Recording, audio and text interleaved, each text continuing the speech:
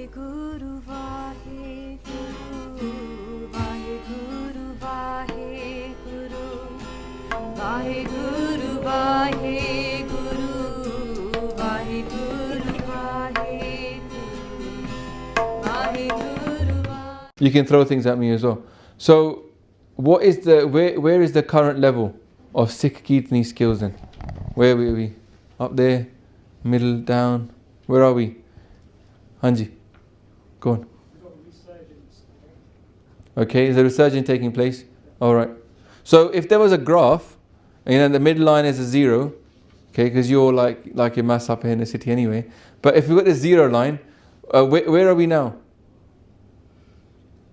Let's say like 100 is like at the Guru's time.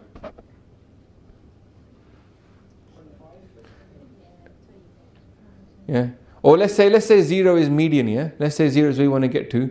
Let's say 0 is like 100 years ago, a time of Sant Shyam Singh. If 100 is 0 is 100 years ago, because there was a degradation obviously because of the British Raj and stuff like that, yeah? And a lot of Singhs got killed off in the but where are we now then? Anji. We're in the minus now, big time, yeah? We're in the minus. Now, how do you think you get out of the minus? We're actually, you said there's a resurgence, but do you think overall we're going up, or do you think overall we're going down? A Panth of 20 million people. Are we at the moment on the way up? There's a small group. Where are most of the Sikhs? Where are they? Punjab, yeah? Is Sikhi growing in Punjab? Is Sikhi dying in Punjab? So where are we as a Panth then? There might be some cool people in America, there might be some people here teaching it, but we're the majority of the population here, isn't it? Is the majority of the Sikh population learning Kirtan properly? No.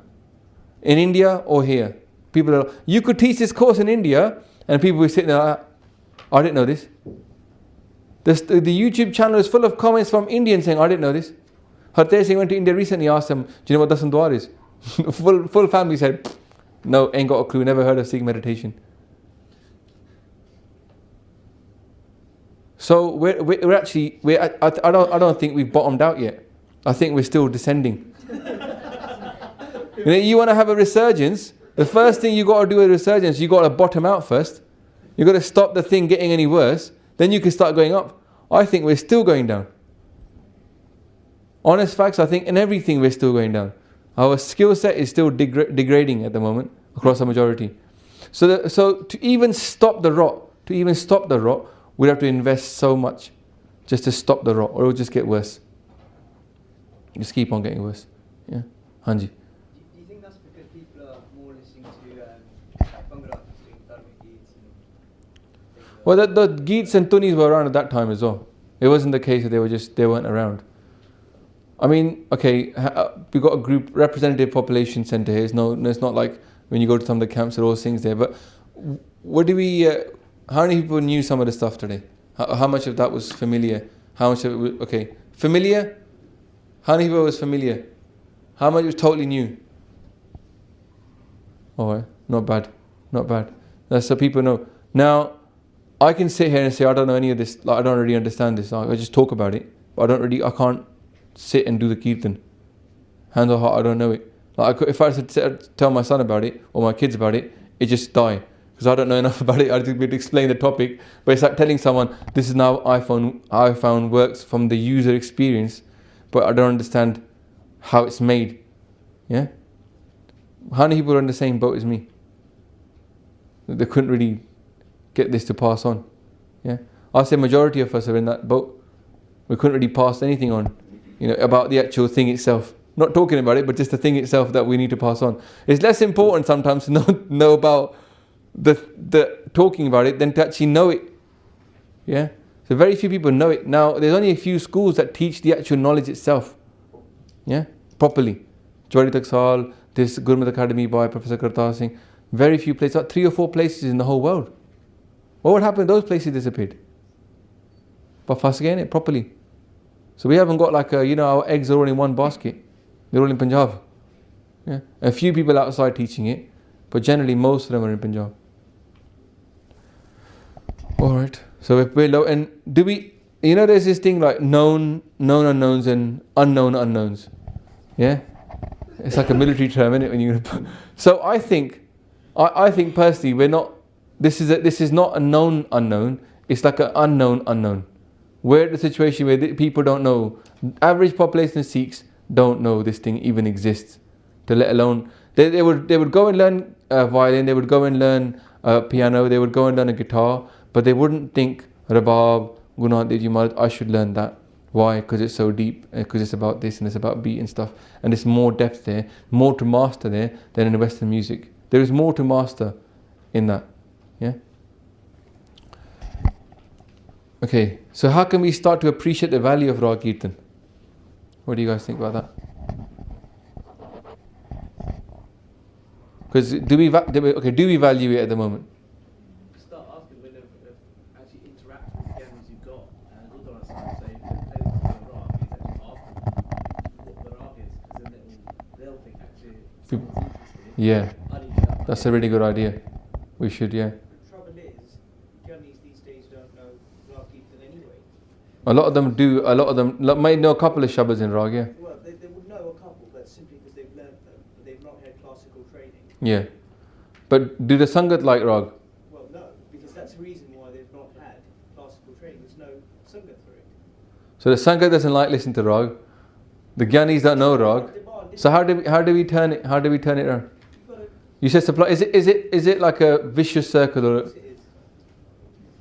Yes, it is. So how do we learn to appreciate? How do we get the Sangha to appreciate the value of Raag? Listen to it.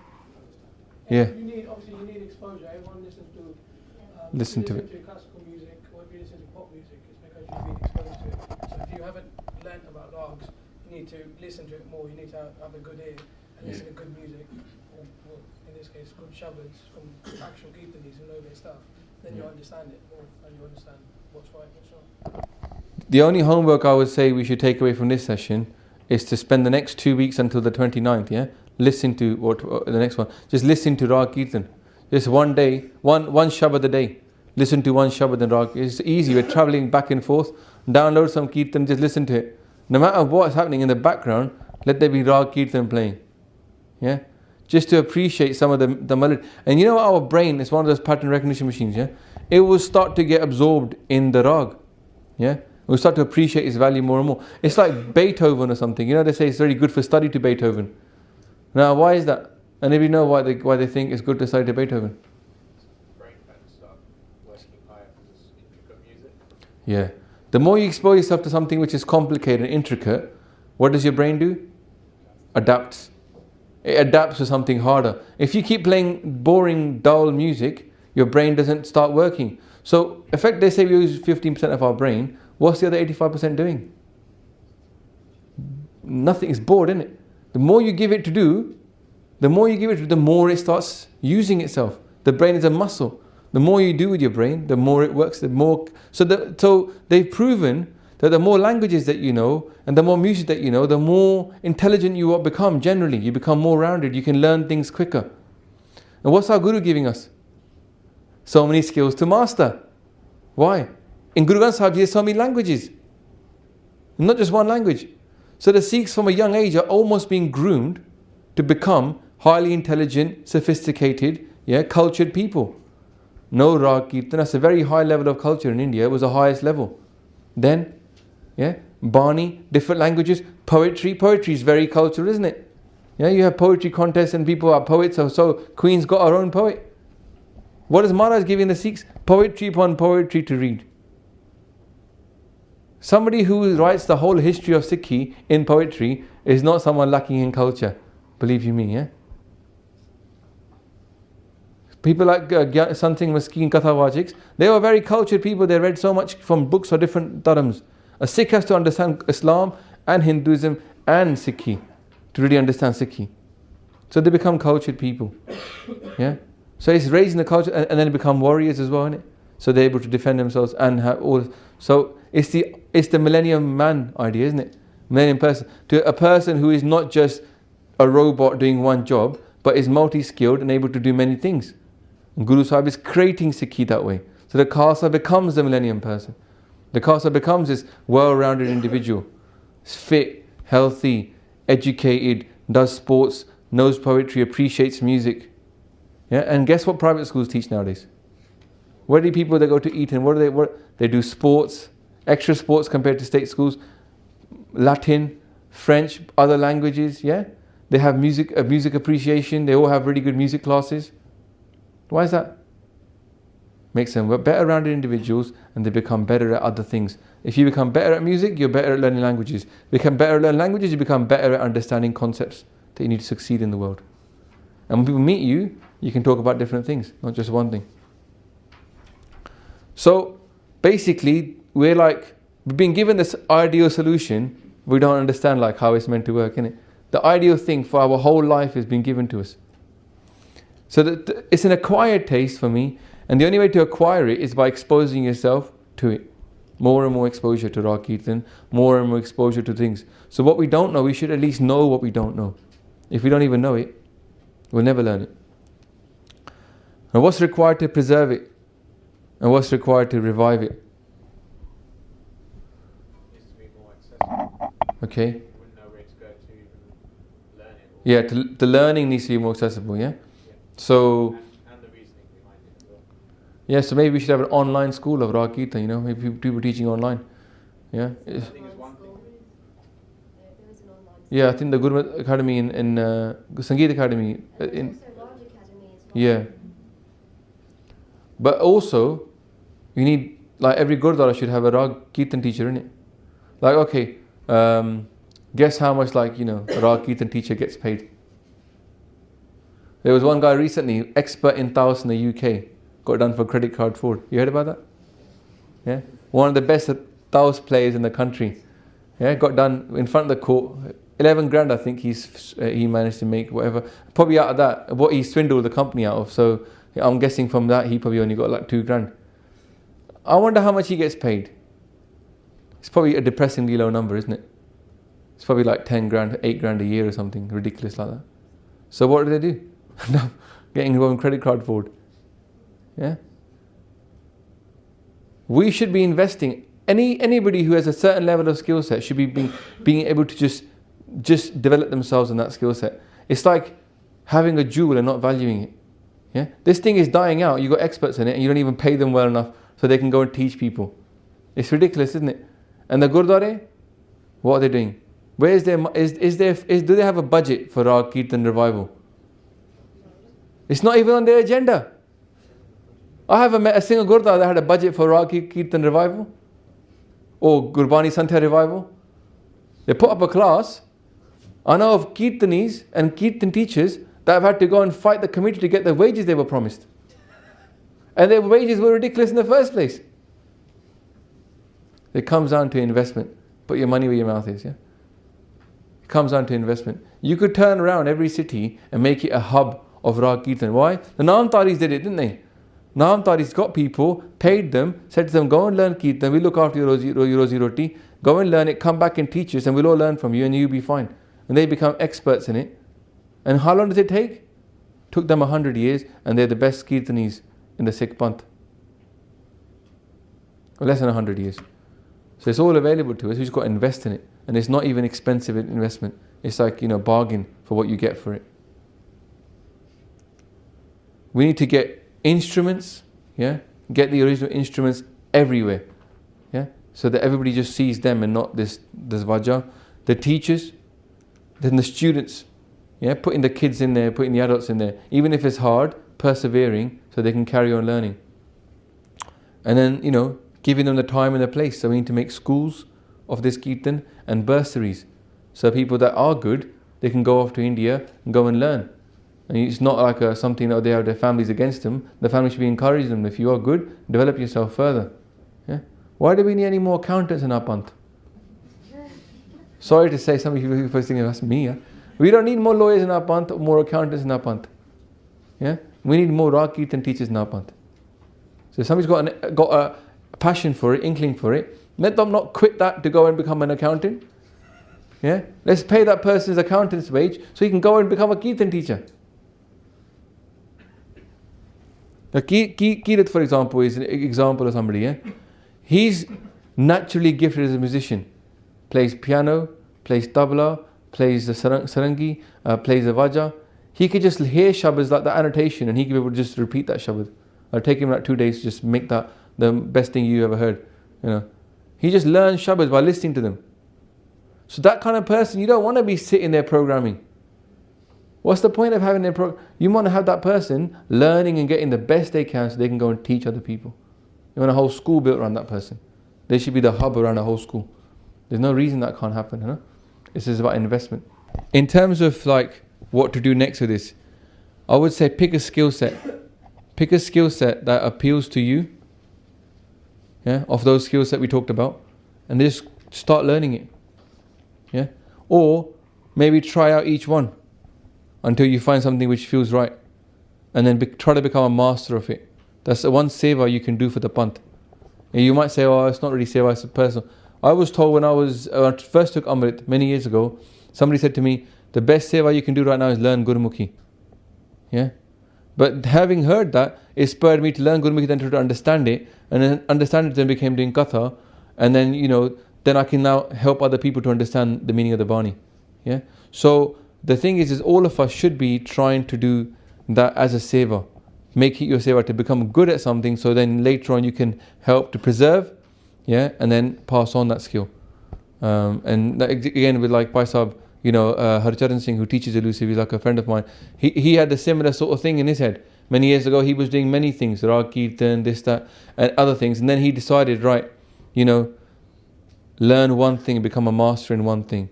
And he focused, became a master, and now look, he's helping teach so many people, you know, in London, across London and stuff. So, and up north as well. So, yeah, that's my binti to you guys. I didn't take any questions from you guys. Sorry, I don't know if anybody's got anything burning that they want to mention. Hanji. You mentioned something at the beginning about performing for the Sangha. And my question was, do you think the way the stage is positioned kind of contributes to that? Because the stage is sort of the Ganijis look at the Sangha. Yeah. And in my mind, maybe if the Ganijis were looking towards Guru. Okay. That's a good question. Some of the question was, do you think the way the stage is set up, that the stage is facing the Sangat, is kind of causing it to become a bit of a performance? I don't think that's the reason, because Katha Vajiks need to look at the audience. It's very hard to do Katha to like not looking at somebody, you know, the people. And also, actually, one of the hukams of Guru Har Gobind Sahib Ji Maharaj about a Katha Vajik is that they should be able to tell if people are getting bored. Yeah, and then switch to something more. You know, sit there talking, you can't tell. If you're looking at Guru Sahib, Sangat's behind you, and you're talking, and Sangat's like, you know, totally bored with what you're saying, you need to switch. So it is about reading the audience. So we should be facing them. However, when it comes to Kirtan sessions, sometimes people do switch the stage around, so they're looking at Guru Sahib. I don't see a problem with that. I would say the problem is not that. The problem is more the setup. Current Kirtan setup is very, very strange. What's happening is that Kirtanis are coming from India, or, you know, they're learning in India, and we're importing them. It's a very strange way of doing that. We shouldn't be importing Kirtanis. We should be growing our own. So we organic our local Kirtanis. Yeah, what's that? We're importing these Kirtanis. They're not from the culture. They don't understand the people. They can't relate to the Sangat. They come over, they just sing Kirtan, and they're not actually coming to sing Kirtan just at one Gurdwara. They're going on a bit of a tour. So what you've got is the opposite of what you want. You've got people going on a tour, and when they go to a place, what is their focus? Money. So they're coming from India for a 3-month tour to collect money. So they're obviously going to give you the popular stuff rather than the hard, complicated stuff, right? And then, not all the time, by the way, some people are really good, yeah, they come to show the skills and stuff like Gurmat Sangeet people. But generally, this is the problem. They're traveling around and they don't know the Sangha. They're not there to uplift the Sangha over 3 months, 4 months, 6 months, get them to learning something, yeah. So the incentives are all wrong. Whereas if they were local Kirtanis and they knew everybody, then they would see the problems in their community. They would sing Shabads, and they would sing Shabads that were designed to lift people, something new they would want to give some variety to the Sangha, something new they haven't heard before. And it would be our local Kirtanis. So, and they wouldn't be really focused upon the money, because the Sangat will support them. The Sangat, like for example in Southall, I hardly ever have to ask for like funds anymore, because the Sangat know that every week we're there and it's building that Sangat up. And that people want to support that effort. Yeah? So it's just like They know me, I know them, I'm local. I can see the things that come up. We can talk about something that comes up, and then it becomes a local thing. Yeah, and people relate more to that than somebody coming from outside, do a couple of talks and then go off again. Gurdwara, unfortunately, don't really want local people to grow up and become powerful. They prefer to have their power on their side and have these rotating door people. They can just get rid of them if they don't want them. Yeah. Whereas, and so they're happy to have pratariks come from abroad and then go back. Yeah, because they're not going to stay in their backyard. So the incentives are all a bit wrong, really. So we should be growing our people organically. So I don't think it's a stage. I think it's more the system. The system's to blame for the current problems. So, Hanji. Gurus have all 10 gurus contributed hymns? Because I've looked at the Book of Numbers, and Okay, so the question was, have all the gurus contributed shabads to Guru Granth Sahib Ji? No. It's from Guru Nanak Dev Ji to Guru Arjan Dev Ji, the first 5 gurus, and then you have a shabads by Guru Tegh Bahadur Ji. Okay, that's the 9th guru. So the 6th, 7th, 8th gurus never contribute any bani. There is a little bit of a question over some of the dohere. There's about 2 or 3 dohere by Guru Tegh Bahadur Ji that people say could be from Guru Gobind Singh Ji. Okay, but really, like Guru Gobind Singh Ji's, most of their bani, they wrote quite a lot, is not in Guru Granth Sahib Ji's, in the Dasam Granth Sahib, Sarab Granth Sahib. So yeah, no, that's not the case. But I mean, there was historical factors for that as well. There's actually a video on our channel saying why did some of the gurus not write Gurbani. So you can watch that one in the Q&A playlist. Question over here. Hanji. Just if we're talking about Raag Kirtan, but Hanji. looking at Kirtanis and Gyanis as a whole, Yeah. if you're asking your committees in your local gurdwara, what is the sort of basic level of what a Gyani or a Kirtani should be at in terms of their study, Parai, from whatever? Well, that's a deep question. What is the level of studies that a Kirti and a Gyani should be at? Or for us as a minimum requirement, so we can go to the What are the committee and say, qualifications of these guys, basically? yeah. Well, the thing is most Gyanis are not on a database. We don't know where they've been. We don't know what they've learned. We don't know. Obviously, with some people, like, they might say, well, I'm studied from this, from this university. I did a Granthi degree. There are Granthi degrees out there. Yeah, there are schools of, Sikh missionary have like colleges where they teach people. So you can say, okay, he studied that course under that person. He's going to be up to that level. Often Gurdwaras will interview Granthis as well, by the way. Yeah. We don't get party to that for some reason because we're not important, the Sangat. However, the Gurdwara committees to do that. People's the Sina Basina tradition is still quite common, yeah. So with somebody's taksali, you expect them to have learned certain things taksal, and there's certain schools they would have learned from. Somebody in Hang Singh head Granthi, then you're going to expect them to be certain amount of education there as well. We don't have a database, unfortunately. We should do of where they've been. Even reviews of people, yeah, that's how the world works and how the world used to work. Nowadays it doesn't work that way because it's an anonymity part of the system, and that's a bit dangerous and dodgy as well. Yeah, so it should be that way. But I would say that a Granthi should, Granthi wise, Guru Granth Sahib Ji Santya and Shabads, and understand the role of the Gurdwara and how it works. But sometimes that's not really the most essential part. I would say that sometimes knowledge is not as important as the prem and the pyar and the shraddha, the belief in Bani. Many a person has been changed by someone who didn't know much about Bani, depth, but was very committed to Gurbani and committed to Guru.